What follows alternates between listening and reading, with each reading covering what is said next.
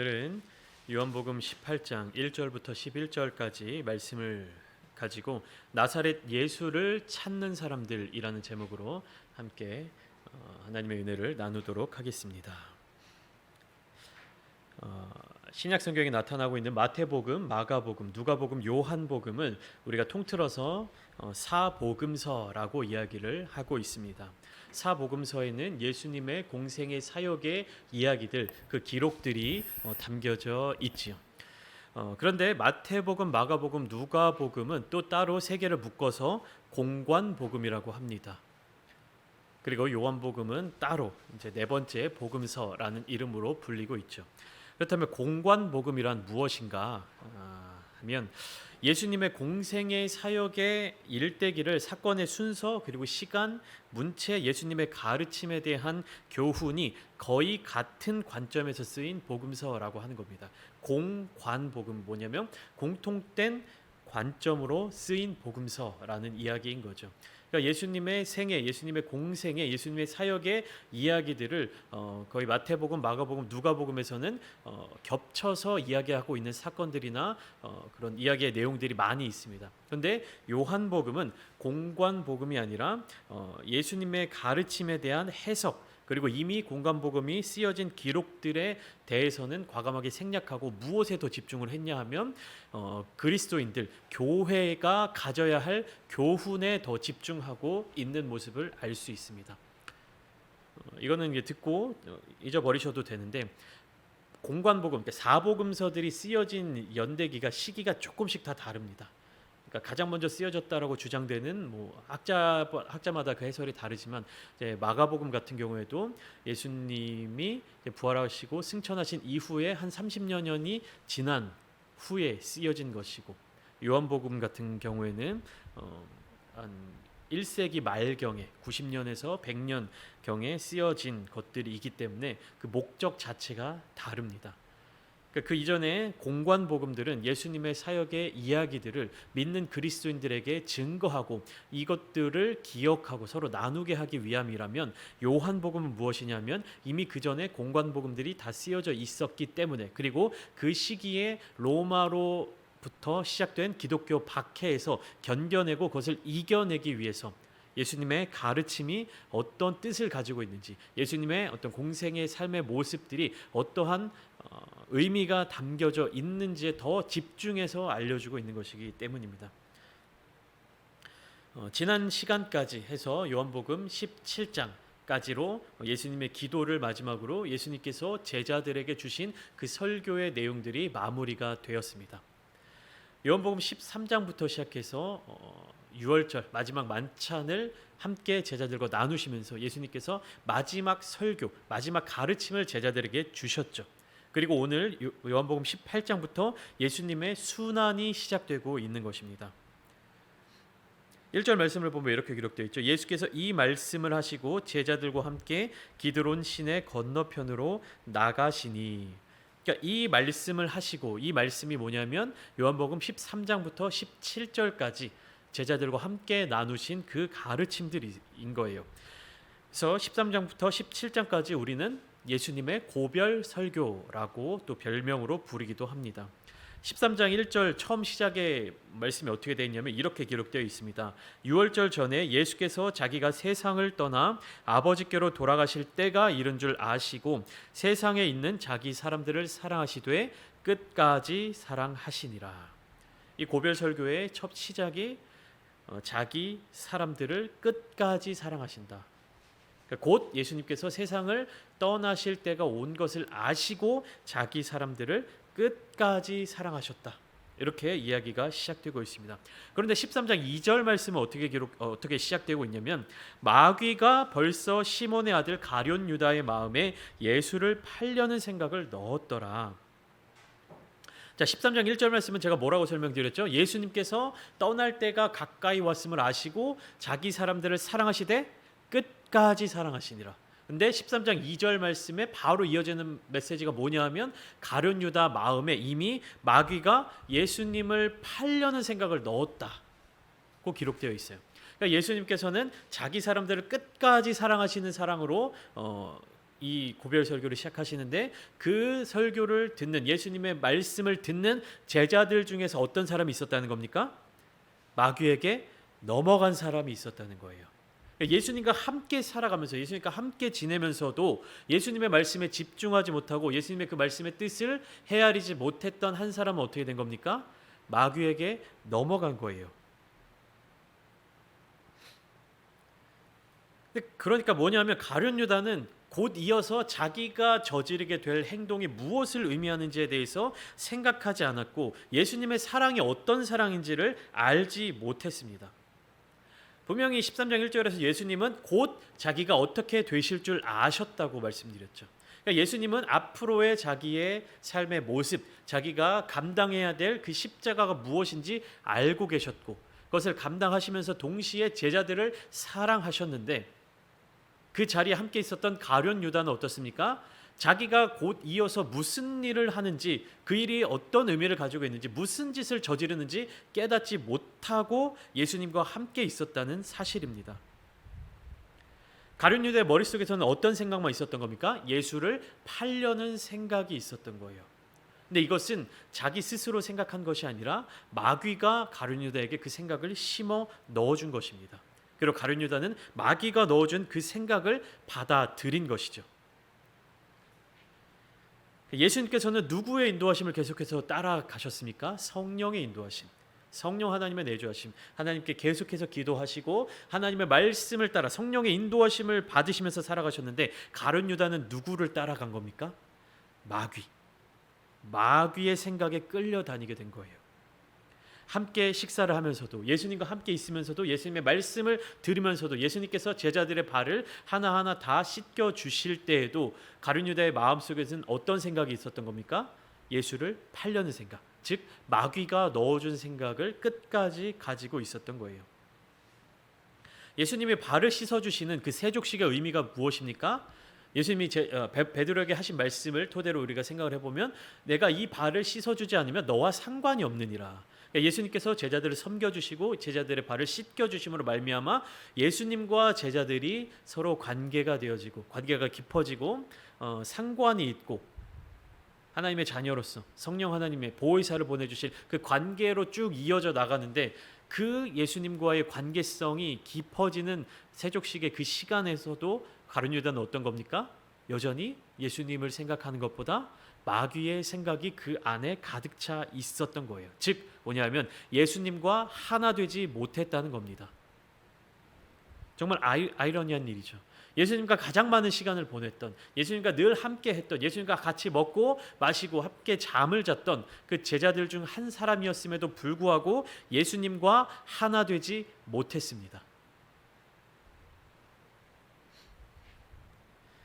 오늘 보면 18장 1절 말씀을 보면 예수님께서 이 말씀을 하시고 제가 조금 전에 설명드렸던 그 최후의 설교, 고별 설교를 마치시고 제자들과 함께 기드론 시내 건너편으로 나가셨습니다. 그리고 그곳에 동산이 있는데 제자들과 함께 들어가셨죠. 이 동산이 2절에서 보충해서 설명하고 있는데 그곳은 가끔 예수께서 제자들과 모이시는 곳이므로 예수를 파는 유다도 그곳을 알더라. 이 동산이 어디냐면 감람산, 감람원이라고 하는 동산인데 다른 말로 겟세마네 동산입니다. 감람산 안에 겟세마네 동산인 곳이죠. 여기가 어떠한 장소냐면 예수님께서 첫 번째로 기도하러 올라가시던 곳이에요. 예수님께서 사역을 시작하시기 전 또 사역을 마치신 후에 하나님 앞에 기도하러 올라가시던 자리였고 또 두 번째는 어떤 곳이었냐면 예수님께서 쉬시던 곳이었어요. 휴식을 취하시던 곳이었어요. 그러니까 제자들은 예수님께서 이 겟세마네 동산에서 무엇을 하시는지 알고 있었습니다. 하나님께 기도하시는 장소였고 또 육체적으로 지친 그 육신의 몸을 쉬시는 곳이기도 했습니다. 그리고 그곳에서 제자들과 함께 계셨죠. 사역의 대상들, 무리들, 병자들, 아픈 자들을 다 치유하시고 그들에게 복음을 전하시고 사역을 마치신 후에 제자들과 함께 쉬시고 또 하나님의 뜻을 구하시던 그러한 장소였던 것이죠. 그러니까 가룟 유다도 마찬가지로 예수님이 겟세마네 동산에 계실 것을 알고 있었다는 것입니다. 그런데 가룟 유다는 예수님이 그곳에 계실 것이다라는 사실은 알고 있었지만 무엇은 몰랐냐면 그곳이 주님께 있어서 예수님께 있어서 어떤 의미를 가지는지를 알지 못했고 그리고 알려고 하지도 않았습니다. 예수님이 겟세마네 동산에 계시는 이유가 무엇이었습니까? 첫 번째로 하나님께 기도하기 위한 장소라고 말씀드렸죠. 그러니까 하나님의 일을 이루기 위한 장소였습니다. 계속해서 하나님의 뜻을 구하고 계속해서 하나님을 만나러 가시고 하나님께 기도하는 장소였던 것이죠. 그러니까 예수님이 겟세마네 동산으로 가신 이유는 무엇이냐면 하나님의 일을 이루기 위해서. 근데 가룟 유다는 그 사실을 알지 못했습니다. 예수님이 왜 감람원이라는 겟세마네 동산에 올라가셨는지, 그곳에서 어떤 일을 하시는지, 그곳에서 제자들과 함께 머무시면서 무엇을 준비했는지를 알지 못했습니다. 예수님은 그곳에서 하나님의 일을 준비하시고 하나님의 일을 시작하셨는데 가룟 유다는 거기에서 누구의 일을 했냐 하면 마귀의 일을 했습니다. 그러니까 마귀의 일을 하기 위해서 가룟 유다는 겟세마네 동산으로 찾아갔던 것이죠. 그렇기 때문에 유다는 홀로 가지 않았습니다. 누구와 함께 갔냐면 로마의 군대와 그리고 유대인 지도자들에게서 얻은 아랫사람들, 하인들을 데리고 갔습니다. 그러니까 무장한 장병들을 이끌고 겟세마네 동산으로 찾아간 것이죠. 그들이 가진 건 무엇이었습니까? 등과 횃불과 무기였습니다. 그러니까 스승을 찾아가는 제자의 모습으로는 어울리지 않는, 적절하지 않는, 그렇게 보기에는 어려운 모습을 하고 예수님을 찾아가셨다는 것이죠. 찾아간 것이죠. 예수님께서는 그 자신이 당할 일 그리고 그 자신이 하실 일에 대해서 다 아셨지만 반대로 가룟 유다는 어떻습니까? 그 자신이 잠시 후에 저지를 일, 잠시 후에 벌일 일이 무엇인지도 모르고 그 일을 하고 있었던 거예요. 예수님께서는 이 땅에서 공생의 삶을 시작하시면서도 결국에는 예루살렘으로 가셔서 무엇을 이루셔야 하는지를 알고 계셨습니다. 그래서 그것을 계속해서 마음으로 준비하고 계셨고 기도로 준비하고 계셨고 제자들과 함께 그 길을 향해서 걸어가고 계셨고 결국에 예수님이 다다라야 할 그곳이 어딘지를 알고 계셨습니다.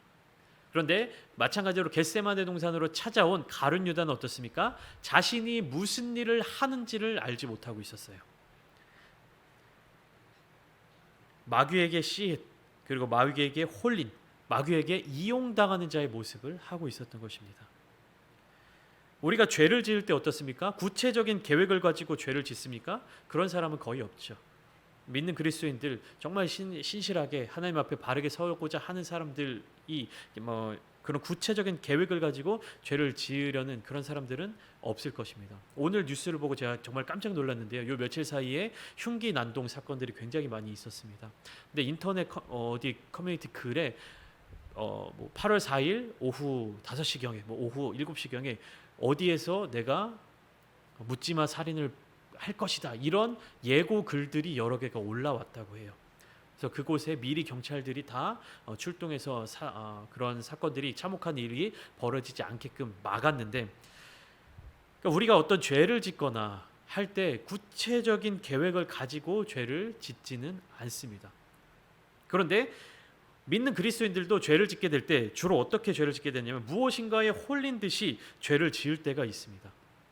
그러니까 계획하고 생각하고 나는 이런 죄를 지어야지 이런 일을 벌여야지 이렇게 생각하고 죄를 짓는 그리스도인들이 많지 않다는 얘기죠. 다만 살아가다 보니까 행동하다 보니까 어느 순간 나도 모르는 사이에 그런 죄의 모습을 갖게 되는 일들이 발생한다는 거예요. 이게 결국은 무엇을 의미하는 겁니까? 마귀가 믿는 자들을 계속해서 쓰러뜨리려고 넘어뜨리려고 집어삼키려고 노리고 있다는 사실입니다. 베드로전서 5장 8절 말씀 이렇게 기록되어 있습니다. 근신하라 깨어라 너희 대적 마귀가 우는 사자같이 두루 다니며 삼킬 자를 찾나니. 근신하라 깨어라 이 말은 뭐냐면 기도하라 영적으로 깨어 있어라 이런 얘기입니다. 왜냐하면 이 영적인 공격에 마귀들이 그 영적인 공격으로 믿는 자들을 넘어뜨리고 집어삼키려고 눈에 불을 켜고 바라보고 있기 때문이라는 사실입니다. 가룟 유다가 어떻게 예수님의 가장 그 12 제자 중에 한 사람이었는데 예수님을 팔아 넘기는 사람이 됐습니까? 경계하지 않았기 때문에 깨어있지 않았기 때문에, 예수님과 함께 있었지만 예수님의 마음을 알려고 하지 않았기 때문에 가룟 유다는 마귀에게 이끌림, 마귀에게 끌려다니고 마귀에게 그 생각이 심어지고 마귀의 생각대로 움직이는 그러한 사람이 되었던 것입니다. 마찬가지로 마태복음 26장 41절과 마가복음 14장 38절은 동일하게 이렇게 말씀하고 있습니다. 시험에 들지 않게 깨어 기도하라. 마음에는 원이로되 육신이 약하도다 하시고. 예수님께서 십자가 지시기 전, 로마 병정들에게 잡혀가시기 직전 겟세마네 동산에서 제자들에게 하신 말씀입니다. 시험에 들지 않게 깨어 기도하라. 이미 이때는 가룟 유다는 예수님을 배신하고 그 팔아 넘기고 떠난 그 시기, 그렇기 때문에 다시 로마의 병정들을 데리고 와서 예수님을 잡아가기 직전 예수님께서 남은 제자들에게 주신 말씀입니다. 깨어라. 시험에 들지 않게 깨어 기도하라. 그러니까 깨어 기도하지 않으면 어떻게 된다는 겁니까?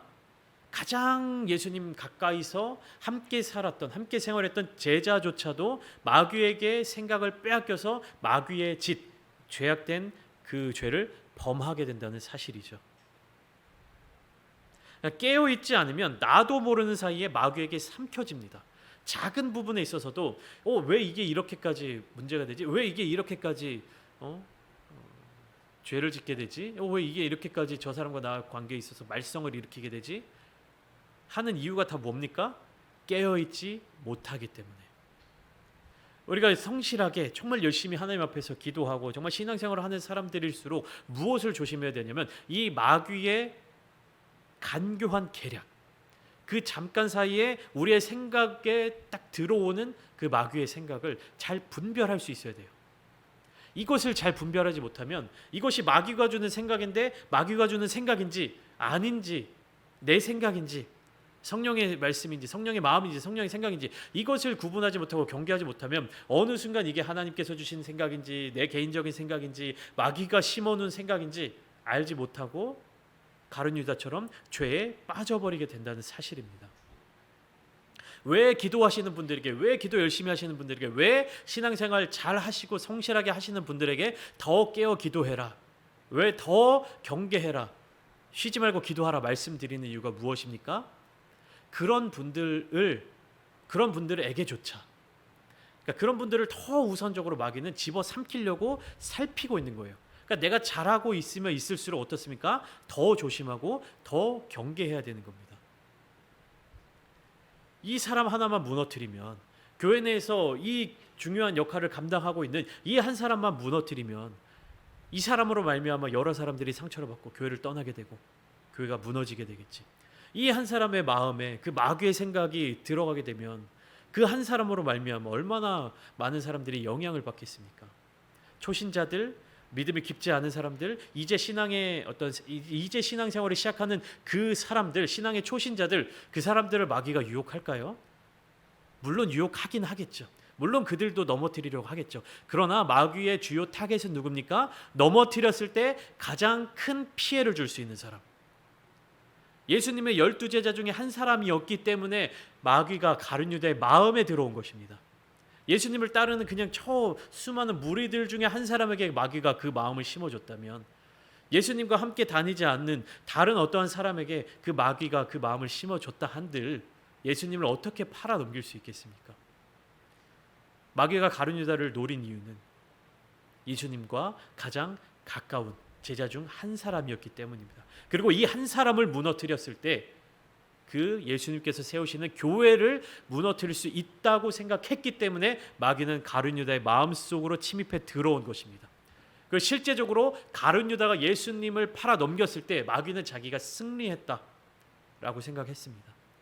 예수님께서 십자가에 못 박혀 죽임 당하셨을 때 마귀는 자기가 이겼다라고 생각을 했습니다.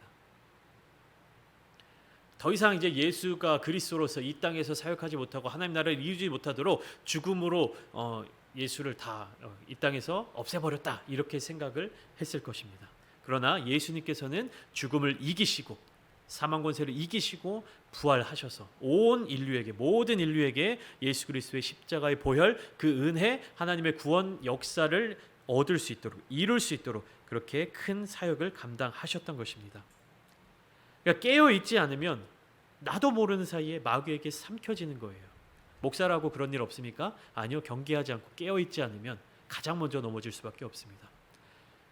공예배 열심히 참석하시고 열심히 기도하시는 여러분들의 삶자리 가운데 나는 괜찮겠지라는 생각을 하십니까? 아니요. 마귀가 가장 먼저 공격하는 게 여러분들입니다. 가장 중요한 자리에 있을 때, 가장 영향력이 큰 자리에 있을 때 마귀가 공격하는 것입니다. 그래서 4절 말씀을 보시면 예수께서는 그 당할 일을 다 아시고 나아가 이르시되 너희가 누구를 찾느냐라고 말씀하십니다. 순환을 당하시고 고난을 당하시고 십자가에 못 박히게 되시지만 예수님은 이 일을 피하지 않으셨어요. 예수님은 이 모든 사역을 주도적으로 움직이고 계셨습니다. 내가 당할 고난, 내가 당할 고통, 그것을 알고 계셨지만 예수님은 그 고난과 그 고통을 피하지 않으시고 오히려 주도적으로 예수님의 어떤 그 주관 하에서 이 일들을 진행시켜 가고 계셨습니다. 그러니까 예수님의 죽음은 저희들의 구원을 위하여 아버지가 아들을 세상에 보내신 그 뜻을 예수님께서 어떻게 하시는 겁니까? 온전하게 순종하고 계시는 모습을 나타내 보여주시는 거예요. 하나님께서 모든 인류에게 가지고 계신 그 마음, 구원 역사의 계획, 그것을 예수님께서 어떻게 하시는 겁니까? 다 알고 있지만 그 일을 감당하시는 것입니다. 예수님의 순종을 우리는 기억해야 합니다. 예수님께서 하나님 앞에 온전하게 드리셨던 그 순종, 자기를 부인하고 그 십자가를 지고 가셨던 예수 그리스도의 순종의 마음, 그 마음이 우리 그리스도인들에게도 동일하게 나타나야 하는 것입니다. 예수님은 질문을 하시죠. 그 자신을 잡으러 온 사람들에게 너희는 누구를 찾느냐? 그러니까 그 사람들이 대답을 합니다. 나사렛 예수라 하거늘. 나사렛 예수를 찾아왔습니다. 나사렛 예수를 잡으러 왔습니다. 이들이 나사렛 예수를 찾는 이유는 무엇입니까? 잡아가기 위해서 찾아오는 거예요. 우리도 예수님을 찾는 사람이 되어야 합니다.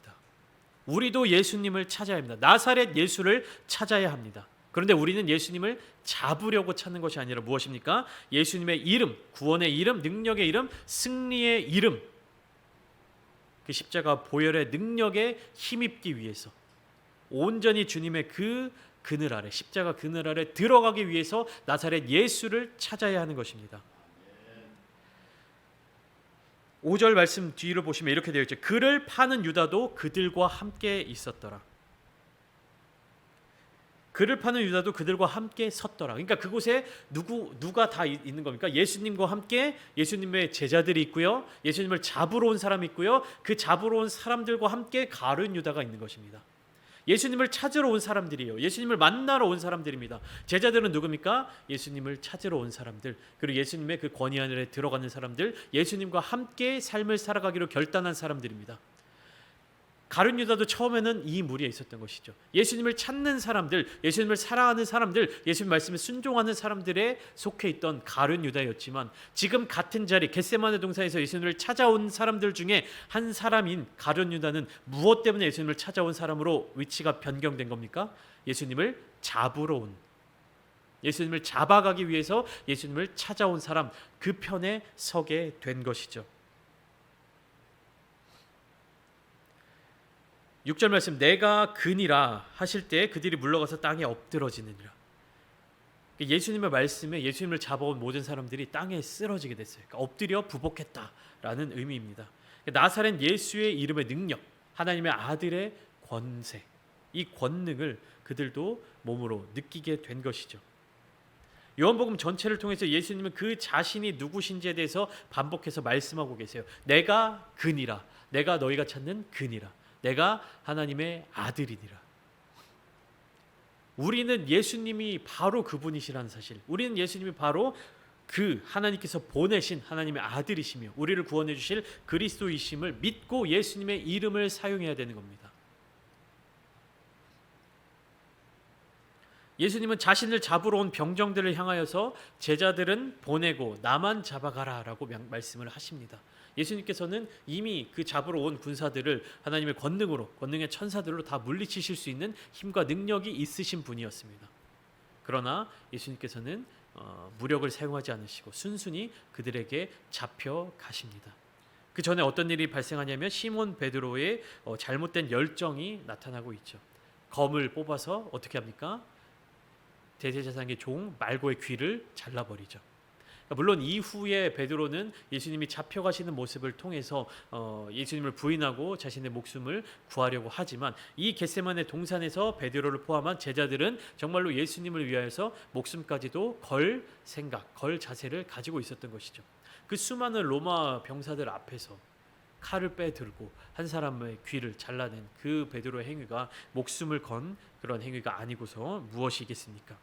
그러나 예수님께서는 지금은 그럴 때가 아니고 너희가 베드로에게 그러한 행동을 하지 말고 칼을 칼집에 꽂으라라고 말씀하시면서 뭐라고 이야기를 덧붙이시냐면 아버지께서 주신 잔을 내가 마시지 아니하겠느냐 이렇게 말씀하십니다. 내가 처한 상황 가운데 내가 가야 할 길, 하나님 아버지의 뜻, 아버지께서 주신 그 잔을 내가 마시지 아니하겠느냐. 겟세마네 동산에서 일어나고 있는 이 수많은 일들 가운데, 거기에 모여 있는 수많은 사람들 가운데 저 여러분들은 어떤 사람이 되어야겠습니까? 예수님을 찾아가는 사람들, 나사렛 예수를 찾는 사람들, 그 수많은 사람들, 그 시간, 그때에 나사렛 예수를 찾기 위해서 많은 사람들이 그곳에 모여 있었습니다. 그런데 어떤 목적으로 나사렛 예수를 찾고 있었습니까? 누구의 음성을 따라서 예수를 찾고 있었습니까? 누구의 생각으로 말미암아 예수님을 찾아가게 된 것입니까? 마귀의 유혹, 마귀의 생각, 거기에 이끌리는 것이 아니라 하나님의 생각, 하나님의 뜻, 성령 하나님의 그 말씀을 가지고 예수님을 찾는 자들이 되어야 하겠습니다. 나사렛 예수의 이름, 나사렛 예수의 능력, 예수 그리스도 그분을 우리가 사랑하는 마음을 가지고 세상 악한 것, 세상 죄악된 것에 넘어가서 그들에게 생각을 빼앗기고 하나님의 뜻에 반하는 그런 삶을 살아가는 것이 아니라 온전히 하나님의 뜻이 무엇인지를 구하고 예수님을 온전히 찾고 예수님의 능력이 우리의 삶을 통해서 변함없이 나타나게 되는 그러한 진정한 그리스도인의 모습을 가져야 할 줄 믿습니다. 오늘 밤 함께 기도하실 때에 나사렛 예수의 이름의 능력을 의지하시고 하나님 아버지의 놀라우신 그 뜻을 간구하시고 온전한 마음으로 예수님을 찾아가서 우리를 유혹하고 우리를 넘어뜨리게 만드는 그 세상의 악한 것들, 마귀가 심어주는 그 생각들을 다 뿌리채 뽑아버리고 온전히 예수님만을 생각하면서 예수님께서 하나님 아버지의 뜻, 하나님께서 주시는 그 잔을 마시려 하셨던 것처럼 우리 또한 예수님의 마음을 가지고 예수님의 뜻을 가지고 예수님의 잔을 함께 마시겠습니다. 결단하며 나아가시는 저와 여러분들이 다 되시기를 주님의 이름으로 축복합니다.